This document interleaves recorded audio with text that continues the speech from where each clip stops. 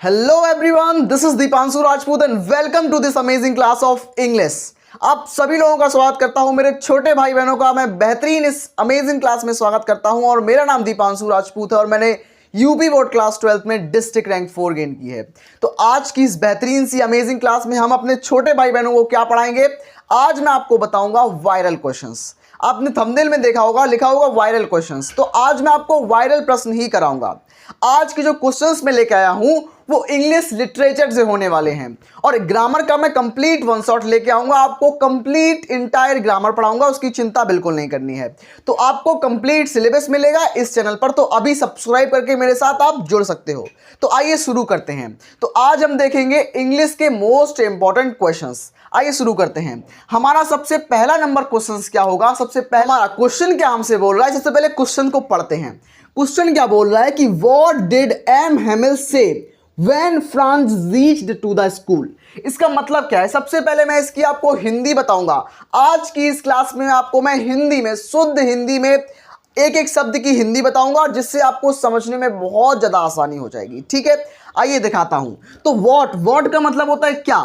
Did M Hamel से, कि M Hamel ने क्या कहा था। व्हेन का मतलब होता है जब। एम एम एल ने क्या कहा था? जब। फ्रांस का मतलब क्या होता है? फ्रांस एक फ्रांसीसी लड़का होता है। ठीक है, एक स्कूल गोइंग बॉय होता है।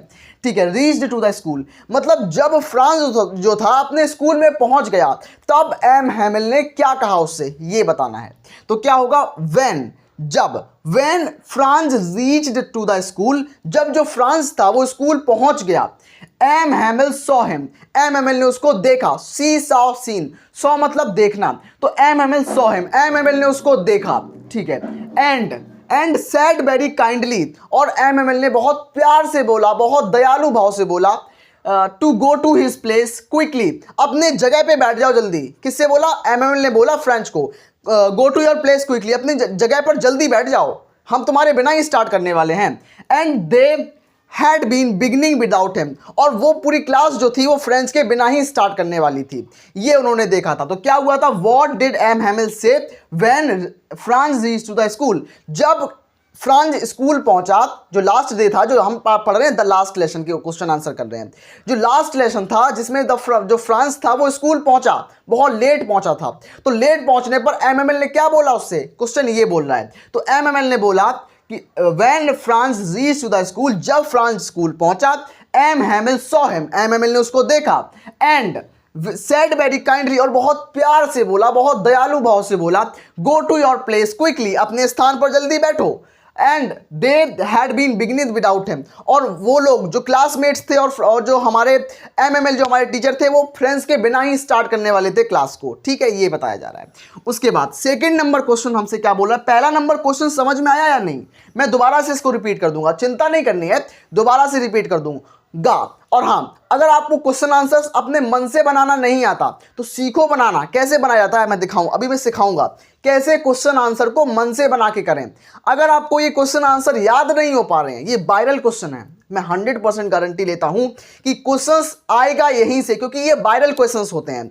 ये हर साल मोस्ट ऑफ द ईयर्स में बहुत सारे सेट्स में रिपीट होते हैं, तो वही मैं क्वेश्चंस लेके आया हूं। सेकेंड नंबर क्वेश्चन क्या है कि what had been put on the bulletin board. तो जब फ्रांस अपने स्कूल जा रहा था तो उसके रास्ते पर एक स्टेशन पर एक बुलेटिन बोर्ड लिखा हुआ था, सूचना पट जिसको बोलते हैं, जहां पर सारी सूचनाएं लिखी होती हैं। तो what had been put on the bulletin board, उस बुलेटिन बोर्ड पर क्या लिखा हुआ था, यह पूछा गया है क्वेश्चन में। तो आंसर क्या होगा? आंसर इसका होगा फॉर द लास्ट 2 ईयर्स, पिछले 2 सालों से। कितने सालों से? पिछले 2 सालों से। All the bad news had come from the bulletin board. All the bad news, हमारी सारी बुरी खबरें had come from bulletin board, और ये हमारी सारी बुरी खबरें बुलेटिन बोर्ड के द्वारा आती हैं। 2 सालों से, पिछले 2 सालों से हमारी सारी बुरी खबरें बुलेटिन बोर्ड के द्वारा आती हैं। An order had come from the Berlin to teach only German in the schools of Alsace and Lorraine. क्या है? एन ऑर्डर, एक ऑर्डर आया है। कहां से ऑर्डर आया है? जर्मनी से ऑर्डर आया है। क्या ऑर्डर आया था? कि जो फ्रांस था, फ्रांस में अल्सास और लॉरेंस 2 जिले थे, एक अल्सास था, एक लॉरेंस थे, और जो जर्मनी से ऑर्डर आया था उसमें क्या था कि अब अल्सास और लॉरेंस में फ्रांसीसी भाषा ना सिखाकर जर्मन भाषा सिखाई जाएगी, जर्मन भाषा बोली जाएगी। यही यहाँ से ऑर्डर आया था। कहाँ से? बुलेटिन बोर्ड पर यही लिखा हुआ था। क्या लिखा हुआ था? An order had come from Berlin. Berlin क्या होता है? बर्लिन होती है जर्मनी की कैपिटल। जैसे हमारा भारत है, भारत की राजधानी कहाँ है? न्यू दिल्ली है। तो इंडिया की कैपिटल न्यू दिल्ली, जर्मनी की कैपिटल बर्लिन। ठीक है। अगर आप लोगों को कमेंट में बताना है कि अमेरिका की कैपिटल कहाँ है, कैपिटल ऑफ अमेरिका, आपको मुझे कमेंट में बताना है। मैं जानना चाहता हूं कि आपका जीके किस तरीके का है। ठीक है, आइए बात करते हैं। An order had come from Berlin. जो ऑर्डर था, जो आदेश था, वो बर्लिन से आया था। To teach only German, to teach only German in the school of Alsace and Lorraine. Alsace और लॉरेन के स्कूल में केवल जर्मन भाषा सिखाई जाएगी, ये ऑर्डर आया था। ठीक है, तो आशा करते हैं आपको दोनों क्वेश्चंस आंसर अच्छे समझ में आए होंगे। बहुत इजी वे में मैंने बताया आपको, बहुत आसान है। तो अब बढ़ते हैं अपने तीसरे नंबर और चौथे नंबर प्रश्न की तरफ। और हाँ, इनको तैयार बिल्कुल 100% कर लेना, ये आपकी जिम्मेदारी है। तो हाँ मेरे छोटे भाई बहन, तो अब मैं लेके आ चुका हूं आप लोगों के लिए क्वेश्चन नंबर तीसरा और क्वेश्चन नंबर चौथा। मैं दोबारा से बता दूं कि ये सभी क्वेश्चंस वायरल क्वेश्चंस हैं, और लिटरेचर में अगर ये क्वेश्चन आप लोग करके नहीं गए ना तो नंबर नहीं आ सकते हैं। अगर इंग्लिश में, लिटरेचर में बहुत अच्छे मार्क्स स्कोर करने हैं ना तो डायरेक्ट क्वेश्चन फंसेगा, डायरेक्ट फंसेगा क्वेश्चन। मैं ऐसे क्वेश्चन लेके आ रहा हूँ। वायरल क्वेश्चन का मतलब क्या है कि जो बोर्ड 2026 में छपेगा, तो छपने वाले क्वेश्चन लिख के आया हूँ मैं। ये प्रश्न बोर्ड एग्जाम में छपेंगे, इसीलिए क्वेश्चन मैं करा रहा हूं। आइए तीसरे नंबर का क्वेश्चन हमसे क्या बोलता है कि व्हाई डू यू थिंक, ऐसा आप क्यों सोचते हो, was little friends afraid being scolded. जो छोटा नन्ना मुन्ना जो फ्रेंड्स है, जो लिटिल फ्रेंड्स है, वो स्कूल जाने से क्यों डर रहा था, ये बताओ कि why do you think was little friends afraid of being scolded. जो छोटा फ्रेंड है, बीइंग स्कॉल्डेड, स्कॉल्डेड का मतलब डर, डांटना। तो स्कूल जो लिटिल फ्रेंड्स है वो स्कूल में डांट पड़ने की वजह से क्यों नहीं जा रहा था, तो आपको ये बताना है। तो क्या होगा कि friends was afraid of being scolded. जो फ्रेंड्स जो था वो स्कॉल्डेड मतलब डांट की वजह से नहीं जा रहा था, उसको डर था कहीं उसके जो टीचर हैं MML हैं उसको डांटे ना। क्यों डांटेंगे? क्योंकि उन्होंने बोला था कि आप पार्टिसिपल्स पे काम याद करके आना, पार्टिसिपल्स को सुनाना आके। लेकिन फ्रेंड्स को तो पार्टिसिपल्स का पहला अक्षर भी नहीं आता था, पी भी नहीं आता पार्टिसिपल्स का उसको। हाँ, तो उसको इसीलिए बहुत डर लग रहा था। तो फ्रेंड्स अफ्रेड क्यों था? अफ्रेड मतलब डरना, बहुत डरा हुआ क्यों था? डांट की वजह से क्यों डरा हुआ था? तो इसलिए कि friends was afraid of being scolded, मतलब फ्रेंड्स जो था वो बहुत डरा हुआ था क्योंकि उसकी डांट पड़ेगी। दैट डे, उस दिन। ठीक है, स्पेशली मतलब विशेष रूप से, बिकॉज मतलब क्योंकि एम कौन है? टीचर हैं। MML the teacher, he said that, उन्होंने कहा था, किसने कहा था? MML ने कहा था that he would questions them on participles, वो सभी बच्चों पर, पूरी क्लास से पार्टिसिपल पर क्वेश्चन पूछेंगे। कौन? MML सभी बच्चों से पार्टिसिपल्स पर क्वेश्चन पूछेंगे, ये बोला था। ठीक है। सेकेंडली, पहला रीजन ये था कि उसको पार्टिसिपल्स याद नहीं थे। फ्रेंड स्कूल जाने में डर क्यों रहा था? पहला तो उसको पार्टिसिपल्स याद नहीं थे। सेकेंडली मतलब दूसरा, he started for school very let that morning, और उसने स्कूल के लिए बहुत लेट उठा, वो स्कूल के लिए बहुत लेट हो गया था। तो इसके दो रीजन थे। कौन कौन से रीजन? सबसे पहला रीजन तो यही था कि जो फ्रेंड्स था वो डर रहा था टीचर से, क्योंकि he would question them on participles, उसको पार्टिसिपल्स पे क्वेश्चन पूछे जाएंगे, लेकिन उसको पहला अक्षर भी नहीं आता था, पार्टिसिपल्स का पी भी नहीं आता था। दूसरा, he started for school very let that morning, और उसने स्कूल की शुरुआत जो की थी बहुत लेट कर दी थी, इसलिए उसको डर लग रहा था। दो रीजन थे। ठीक है, तो चौथा क्वेश्चन हमारा क्या बोलता है? सारे मोस्ट इंपॉर्टेंट, सारे रिपीटेड क्वेश्चन करा रहा हूं मैं, रियल बताऊं ना तो आपको डायरेक्ट प्रश्न मिलेगा। यहां से सिंपल तरीके से बता रहा हूं, डायरेक्ट क्वेश्चन मिलेगा। फोर्थ नंबर क्वेश्चन हमारा क्या है कि why were the elders of the village sitting in classroom. Y were the elders of the village, तो जो हमारे विलेज के एल्डर्स हैं, जो हमारे बड़े बुजुर्ग होते हैं, गांव के बड़े बुजुर्ग क्लासरूम में क्यों बैठे थे, इसका आंसर बताना है। वैसे क्लासरूम में बुजुर्ग कभी नहीं बैठते हैं, क्लासरूम में तो बच्चे बैठते हैं, लेकिन वो लास्ट दिन था, हमारी फ्रेंच लैंग्वेज का लास्ट दिन था। तो लास्ट दिन बहुत सारे गांव के लोग बैठे आके क्लास में। अब वो क्यों बैठे आके, ये आपको आंसर में बताना है। बस सिंपल से अपने शब्दों में लिखना। क्या लिखोगे कि वो जो दिन था वो लास्ट, जो हमारी फ्रेंच लैंग्वेज का लास्ट लेसन था। उसके अलावा जो गांव के लोग थे वो MML को अलविदा कहने आए थे, क्योंकि उन्होंने 40 वर्ष से यहाँ पर काम किया था और उसके अलावा वो अपनी मातृभाषा का उनका आखिरी दिन था, तो मातृभाषा को प्रणाम करने आए थे, उनको सम्मान अदा करने आए थे। It is pay to the respect of MML and also his mother tongue, ये लिखना आपको। MML was taking the class of last French lesson. Question क्या है कि why were the elders on the village, why were the elders of the village sitting in classroom. तो जो गांव के जो बड़े बुजुर्ग थे वो क्लासरूम में क्यों बैठे थे? तो आंसर क्या लिखना है कि MML was taking the class of last French lesson. MML जो थे वो लास्ट फ्रेंच लेसन की क्लास को ले रहे थे, टेक कर रहे थे, वो क्लास पढ़ा रहे थे, ठीक है। दैट इज वाई, इसलिए elders of the village were sitting in classroom. उस दिन जो था वो लास्ट लेसन था, पहली बात, और MML पढ़ा रहे थे, दूसरी बात। तीसरी बात क्या थी? वो अपने मदर टंग को अपना सम्मान अदा करने आए थे, MML को सम्मान अदा करने आए थे, क्योंकि MML ने 40 वर्ष में पढ़ाया है, 40 ईयर्स पढ़ाया, याद रखना इस चीज़ को। उसके बाद क्या लोगे? It is pay to respect MML, ये MML को अपनी रेस्पेक्ट पे करने आए थे। 40 ईयर फेथफुल सर्विस, उन्होंने 40 साल एक विश्वास के साथ पढ़ाया है बच्चों को। And also his mother language, mother language क्या है? French. And also his mother language, ये बताया उन्होंने। तो आशा करते हैं आपको समझ में आए होंगे दोनों क्वेश्चंस में। एक बार दोबारा से इनको रिपीट कर रहा हूँ। पहला question, why do you think was little friends afraid of being scolded? जो लिटिल फ्रेंड्स था वो डर क्यों रहा था स्कूल जाने से? पहला रीजन क्या था कि उसको पार्टिसिपल्स याद नहीं थे। दूसरा रीजन, उसने बहुत लेट स्टार्ट किया था, ठीक है, बहुत अपने शब्दों में याद रखो, ठीक है। दूसरा question, why were the Elder of the village sitting in classroom? तो जो एल्डर थे, हमारे गांव के जो बड़े बुजुर्ग थे, वो क्यों वहां पर बैठे हुए थे? पहला रीजन क्या है? वो MML को रिस्पेक्ट पे कर रहे थे, क्योंकि MML ने 40 वर्ष फ्रेंच अल्सास और लॉरेंस में पढ़ाया है, तो उन्होंने 40 वर्ष फ्रांस में पढ़ाया, इसलिए उनको रेस्पेक्ट पे करने आए थे। उसके बाद दूसरी, उनकी मदर टंग, जो फ्रेंच का लास्ट लेसन है, इसलिए अपनी मदर टंग को, अपनी मातृभाषा को एक सम्मान अदा करने आए थे, एक रेस्पेक्ट पे करने आए थे। ये दो रीजन थे। तो अब बढ़ते हैं अपने 5वें नंबर और 6वें नंबर क्वेश्चंस की तरफ।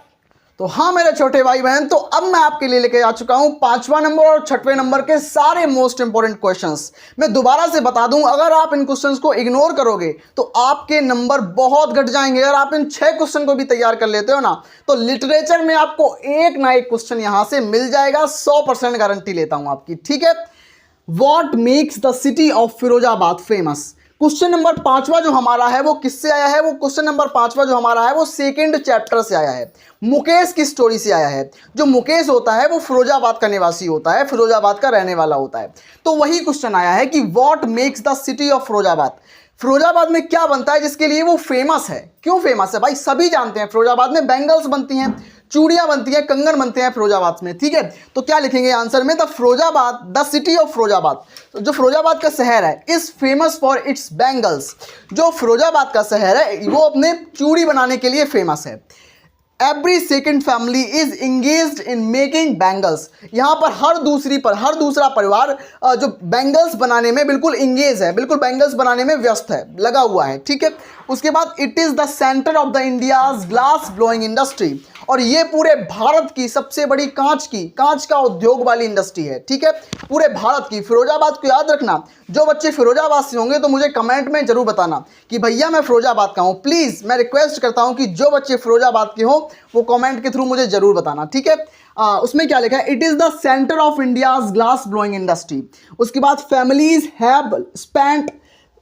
Have spent generation working around furnace. जो फैमिलीज होती हैं, जो फिरोजाबाद का जो परिवार होता है, आपकी जो फैमिली होती हैं, वो अपने जनरेशन टू जनरेशन, बहुत सारी पीढ़ी दर पीढ़ी वो फर्नेस क्या होता है? फर्नेस होती है अंगीठी, जो कांच होती है, कांच को जहाँ पर पिघलाया जाता है, उसको उस जलने वाली लौ जहाँ पर जलती है, वो जहाँ आग जलाई जाती है, उसको बोलते हैं अंगीठी। तो अंगीठी के सामने उनकी आंखों पर, कॉर्निया पर ज़्यादा असर पड़ता है। और आपने देखा भी होगा कि जो भी ग्लास ब्लोइंग इंडस्ट्री यानी कि चूड़ी बनाने में, बैंगल्स मेकिंग में काम करते हैं, उनकी आंखों की रोशनी बहुत जल्दी चली जाती है। तो ये सबसे बड़ा माइनस पॉइंट है। चूड़ी बनाने वालों की आंखें बहुत जल्दी खराब हो जाती हैं। ये मैं आपको अपने पर्सनल इन्फॉर्मेशन से बता रहा हूँ, ठीक है। तो इसमें यही आंसर में लिखना है कि the city of Firozabad famous for its bangle making, चूड़ी बनाने के लिए फेमस है। Every second family is engaged in making bangles. यहाँ पर हर दूसरा परिवार बैंगल बनाने में इंगेज है। उसके बाद it is the centre of India's glass blowing industry, और ये पूरे भारत का ग्लास ब्लोइंग इंडस्ट्री के लिए सबसे ज़्यादा फेमस है, ये सेंटर है, पूरा केंद्र है। उसके बाद families have spent generation working around furnace. यहाँ पर जो परिवार होते हैं वो जनरेशन टू जनरेशन, जनरेशन पीढ़ी दर पीढ़ी चूड़ी बनाने का, फिर कांच का काम करते हैं, कांच को पिघलाने वगैरह का काम करते हैं। ठीक है, सेकंड क्वेश्चन है, यानी कि हमारा 6 नंबर क्वेश्चन क्या बोल रहा है हमसे, मैं बहुत रैपिडली पढ़ा रहा हूं और बहुत मजे से पढ़ा रहा हूं। ठीक है, 6 नंबर क्वेश्चन क्या है, व्हाट इज द साहब looking for the garbage dumps and वो वेयर ही इज सिचुएटेड, इसका घर कहां पर सिचुएटेड था वो भी आपको बताना होगा इसमें। तो साहब, साहब का मतलब साहिब आलम, लॉस्ट स्प्रिंग से आया है। इसके राइटर कौन है, एनी जंग। तो आप लोग मुझे कमेंट में बताओगे द लास्ट लेसन के राइटर का नाम क्या है, कमेंट में बताना आपको। लॉस्ट स्प्रिंग का मैंने बता दिया, एनी जंग। कमेंट बताना आपको द लास्ट लेसन का। ठीक है, उसके बाद Sahib is looking for the gold in garbage. Question क्या है कि what is the Sahib looking in the garbage. Garbage मतलब होता है कूड़े कचड़े का ढेर। तो जो साहिब था, साहिब कौन था, साहिब एक रैग पिकर था, वो कूड़ा बीनने वाला लड़का था। तो जब साहिब से पूछा गया कि वो क्या ढूंढता है, कि what is he looking for the garbage in dumps, garbage dumps, वो कूड़े में क्या देखता है, क्या ढूंढता है। तो जब साहिब जो होता है, जो रैग पिकर होता है, जो कूड़ा बीनने वाला होता है, जो भिखारी होता है, वो क्या बोलता है कि Sahib is looking for the gold in garbage. Gold, gold, gold in garbage. देखो, कूड़े कचड़े में सोना नहीं मिलेगा, गोल्ड का मतलब होता है सोना, बट यहां गोल्ड का मतलब सोना नहीं है। गोल्ड का मतलब होता है सोर्स ऑफ सर्वाइवल, मतलब जिंदगी जीने के लिए जो हमें चाहिए होता है उसको बोलते हैं गोल्ड। गोल्ड का मतलब अलग अलग होता है। गोल्ड का मतलब यहां पर सोना बिल्कुल नहीं है। गोल्ड का मतलब होता है जीवन यापन करने के लिए थोड़ा पैसा या कुछ ऐसी चीजें मिलना जिससे हम अपना जीवन जी सकें, सोर्स ऑफ सर्वाइवल हो सके। ठीक है, in the garbage dumps Sahib had come from Bangladesh. जो साहिब था वो बांग्लादेश से भारत आया था, भारत के सीमापुरी में आया था। सीमापुरी कहाँ है, तो सीमापुरी दिल्ली के पेरीफेरी पे है, दिल्ली की परिसीमा पर स्थित है सीमापुरी। वहाँ पर 20,000 से ज़्यादा लोग मजदूर और इस तरीके के लोग रहते हैं वहाँ पर। ठीक है, उनके पास कोई आइडेंटिटी नहीं है, उनके पास केवल राशन कार्ड है। और वो मानते भी हैं इस चीज़ को कि सबसे पहले हमें पेट को भरना है, ना कि हमें आधार कार्ड या हमें आइडेंटिटी की कोई ज़रूरत नहीं है, हमें सबसे पहले राशन कार्ड की जरूरत है, जिससे हम उनको वोट भी डाल सकते हैं राशन कार्ड के थ्रू।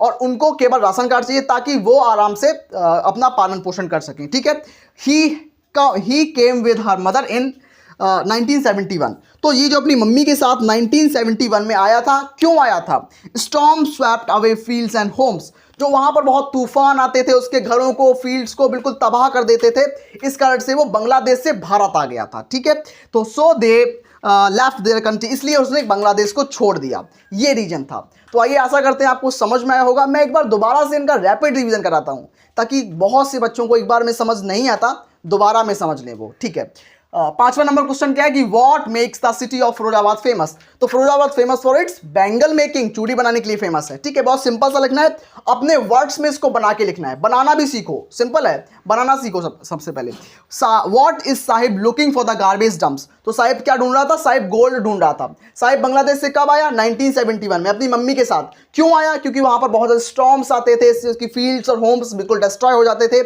ठीक है, इसलिए उन्होंने अपनी जो कंट्री थी बांग्लादेश, उसको लेफ्ट कर दिया था। ठीक है, आपको समझ में आया होगा।